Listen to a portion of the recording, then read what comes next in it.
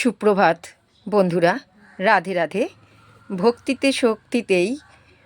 ভক্তিতেই শক্তি অনুষ্ঠানে আজকে তোমাদের শর্তিলা একাদশীর অনেক আন্তরিক অভিনন্দন, অনেক শুভেচ্ছা। আজ তোমরা রাধারানী মাকে দর্শন করতে করতে বন্ধুরা শর্তিলা একাদশীর মাহাত্ম্য কথা তোমাদের আজকে শোনাবো। তোমাদের বলাই হয়েছিল যে প্রতি একাদশীতে একাদশী মাহাত্ম্য কথা শোনাবো এবং সারা সপ্তাহ যেরমভাবে মায়ের ৮১ পীঠ বা তারা মায়ের কাহিনী বা শিবপুরাণ যেভাবে থাকে সেভাবে অতি অবশ্যই তোমাদেরকে সেই পাঠ শোনাবো। আশা করি বন্ধুরা তোমরা খুব ভালো আছো। আর যারা নতুন বন্ধু, যারা পুরনো বন্ধু, সকলকেই অনেক অনেক অভিনন্দন, অনেক শুভেচ্ছা। তোমরা আমার সাথে থেকো। আর অবশ্যই তোমরা কিন্তু এই ছোট্ট অনুষ্ঠানটিকে তোমাদের যারা বন্ধু রিলেটিভ আছে তাদেরকে অতি অবশ্যই শেয়ার করে দিও। আর ইউটিউব চ্যানেলটিকেও তোমরা একটু সাবস্ক্রাইব করে দিও।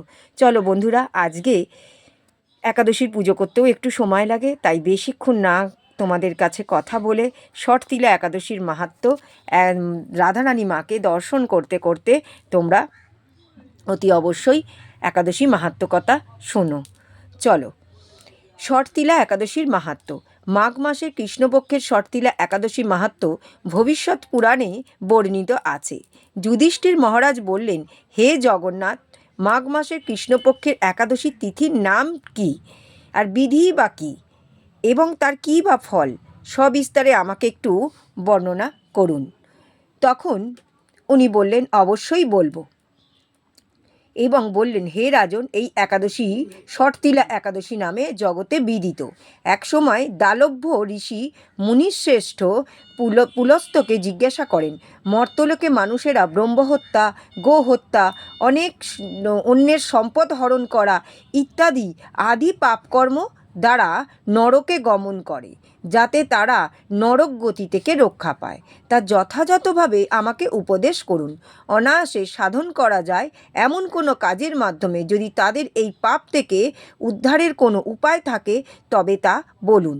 ঋষি পুলস্ত বললেন, হে মহাভাগ, তুমি একটি গোপনীয় উত্তম বিষয়ের প্রশ্ন করেছ। মাঘ মাসে শুচি, জিতেন্দ্রিয়, কাম, ক্রোধ আদি শূন্য হয়ে স্নানের পর সর্বদেবেশ্বর শ্রীকৃষ্ণের পূজা করবে। পুজোতে কোনো বিঘ্ন ঘটলে কৃষ্ণ নাম স্মরণ করবে। রাত্রিতে অর্চনাস্তে হোম করবে। তারপর চন্দন, অগরু এবং কর্পূর, শর্করা প্রভৃতি দ্বারা নৈবেদ্য প্রস্তুত করে ভগবানকে নিবেদন করবে। কুষ্মাণ্ড, নারকেল অথবা 100 গুবাক দিয়ে অর্ঘ্য প্রদান করবে। কৃষ্ণ কৃষ্ণ কৃপালুস্ত মগ গতিনাং গতির্ভব ইত্যাদি মন্ত্রে শ্রীকৃষ্ণের পূজা করতে হয়।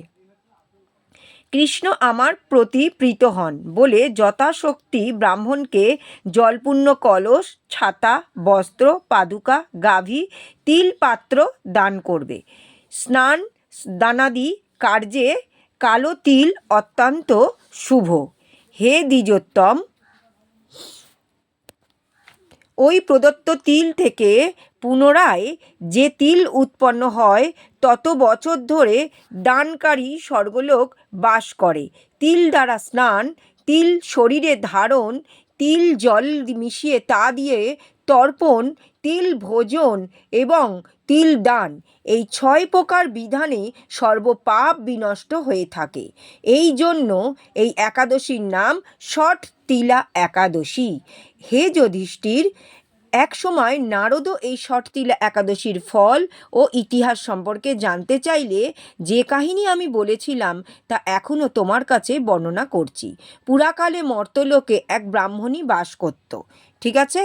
তো সেই ব্রাহ্মণী প্রত্যহ ব্রত আচরণ, দেব পূজা পরায়ণ ছিল। প্রত্যেক দিন সকালে উঠে তিনি সুন্দরভাবে পূজা আর্চা করতেন এবং উপবাসক্রমে তার শরীর অত্যন্ত ক্ষীণ হয়ে গেছিল। সেই মহাসতী ব্রাহ্মণী অন্যের কাছে দ্রব্যাদি গ্রহণ করে দেবতা, ব্রাহ্মণ, কুমারীদের ভক্তি ভরে দান করত, কিন্তু কখনো ভিক্ষুককে ভিক্ষাদান ও ব্রাহ্মণকে অন্নদান করেনি। এইভাবে বহু বছর অতিক্রান্ত হলো। আমি চিন্তা করলাম, কষ্টসাধ্য বিভিন্ন ব্রত করার ফলে এই ব্রাহ্মণীর শরীরটা শুকিয়ে গেছে। সে যথাযথভাবে বৈষ্ণবদের অর্চনও করেছি, কিন্তু তাদের পরিতৃপ্তির জন্য কখনো অন্নদান করেননি। তাই আমি একদিন কাপালিক রূপ ধারণ করে তামার পাত্র হাতে নিয়ে তার কাছে গিয়ে ভিক্ষা প্রার্থনা করলাম। ব্রাহ্মণী বললেন, হে ব্রাহ্মণ, তুমি কোথা থেকে এসছো, কোথায় যাবে তা আমাকে বলো। আমি বললাম, হে সুন্দরী, আমায় ভিক্ষা দাও। তখন সে ক্রুদ্ধ হয়ে আমার পাত্রে একটি মাটির ঢেলা নিক্ষেপ করলো এবং তারপর আমি সেখান থেকে চলে গেলাম। বহুকাল পরে সেই ব্রাহ্মণী ব্রত প্রভাবে সশরীরে স্বর্গে গমন করল। মাটির ঢেলা দানের ফলে একটি মনোরম গৃহ প্রাপ্ত হলো। কিন্তু হে নারদ, সেখানে কোনো ধান চাল কিছুই ছিল না। গৃহশূন্য দেখে মহাক্রোধে সে আমার কাছে এসে বলল, আমি ব্রত কৃচ্ছ সাধন ও উপবাসের মাধ্যমে নারায়ণের আরাধনা করছি। হে জনার্দন, আমার গৃহে কিছুই দেখছি না কেন? হে নারদ, তখন আমি তাকে বললাম, তুমি নিজ গৃহে দরজা বন্ধ করে বসে থাকো। মর্তলোকের মানবী সশরীরে স্বর্গে এসেছে শুনে দেবতাদের পত্নীরা তোমাকে দেখতে আসবে, কিন্তু তুমি দরজাটি খুলবে না। তুমি তাদের কাছে শর্তিলা ব্রতের পুণ্য ফল প্রার্থনা করবে। যদি তারা সেই শর্তিলা ফল প্রদানে রাজি হয়, তবেই কিন্তু তুমি সেই দেবতাদের দরজা খুলবে, নালে কিন্তু তুমি দরজা খুলবে না। দরজার ভেতর থেকে প্রশ্ন করে নেবে। এরপর দেবপত্নীরা সেখানে এসে তার দর্শন প্রার্থনা করল। শর্তিলা ব্রতের ফল পেলেই কেবল সেই মানবী দর্শন দেবেন জেনে তাদের মধ্যে এক দেবপত্নী তার শর্তিলা ব্রতজনিত এক সুন্দরভাবে তখন তিনি ব্রাহ্মণী দেবপত্নী শর্তিলা ব্রতজনিত পুণ্যফল তাকে প্রদান করলো। তখন সেই ব্রাহ্মণী দেবকান্তি বিশিষ্ট হলো, অর্থাৎ দিব্যকান্তি বিশিষ্ট এলো এবং তার গৃহ ধনধান্যে ভরে গেল। তার দ্বার উদ্ঘাটন করলে দেবপত্নীরা তাকে দর্শন করে বিস্মিত হলেন। হে নারদ, অতিরিক্ত বিষয় বাসনা করা উচিত নয়। বিত্ত স্বার্থ অকর্তব্য। নিজ সাধ্যমতো তিল বস্ত্র অন্ন দান করবে। শর্তিলা ব্রতের প্রভাবে দরিদ্রতা, শারীরিক কষ্ট, দুর্ভাগ্য প্রভৃতি বিনষ্ট হবে।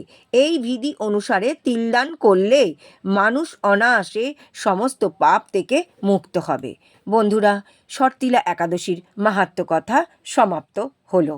তো যাই হোক বন্ধুরা, তোমাদের কাছে আজকে এই শর্তিলা একাদশী ব্রতকথা শেষ করলাম। তোমাদের কেমন লাগলো অতি অবশ্যই জানিও। আর যারা একাদশী পালন করছে তাদের তো সংকল্প মন্ত্র আমি ওপরে আগে আমাদের গিয়েতে বলে দিয়েছি। ওই যে আমার যে প্রতিদিনের গীতা পাঠের যে হোয়াটসঅ্যাপ গ্রুপ রয়েছে তাতে বলেছি। আর যারা একাদশী করে তারা সংকল্প মন্ত্র অতি অবশ্যই জানে। তো চলো বন্ধুরা, আজকের মতো আপাতত একাদশীর মাহাত্ম্য কথা শুনিয়ে তোমাদের কাছ থেকে বিদায় নিলাম। আজকে আর শিব পুরাণটুকু আর পড়ছি না। কালকেও দ্বাদশী নিরামিষ, তো কালকে শিবপুরাণ, আজকে শিবপুরাণটুকু কালকে পড়ে দেবো। আজকে রাধারানী মায়ের দর্শন করতে করতে চলো আমরা একটু হরে কৃষ্ণ মহামন্ত্র করে আমরা আজকের মতো ভক্তিতে শক্তির অনুষ্ঠান থেকে বিদায় নিচ্ছি।